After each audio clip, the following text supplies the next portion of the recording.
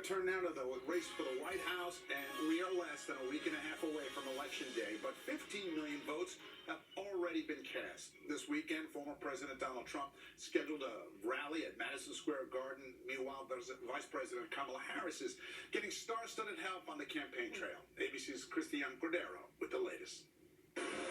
Today, Vice President Harris heads to Houston with hometown superstar Beyonce, focusing on new restrictions on reproductive rights in Texas and nationwide. Last night in Atlanta, Harris getting help from Bruce Springsteen.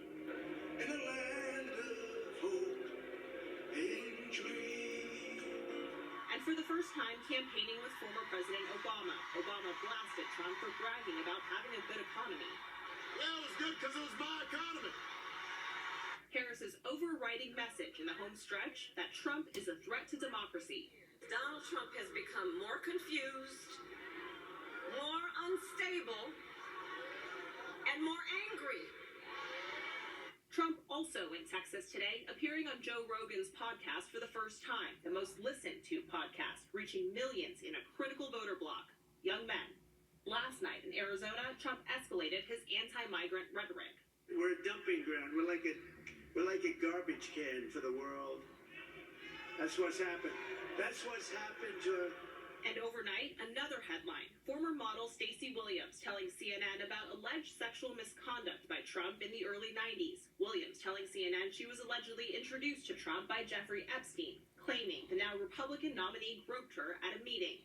The second he was in front of me, he pulled me into him, and his hands were just on me and didn't come off.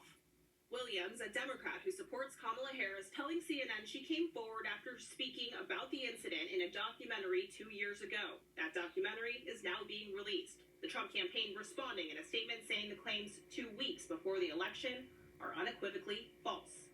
And GOP Senator Mitch McConnell is out with a new book that blasts Trump, calling him a narcissist, the MAGA movement, quote, completely wrong, and Trump's actions on January 6th, indictable offenses. McConnell endorsed Trump earlier this year. In Washington, Christiane Cordero, Channel 7 Eyewitness News.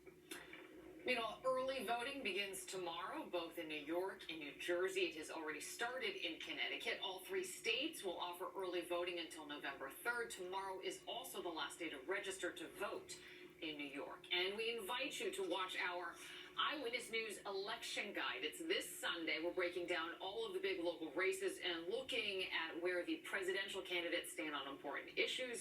Our election guide begins at 12:30. It follows special election editions of Up Close, Tiempo, and Here and Now. Well, the judge in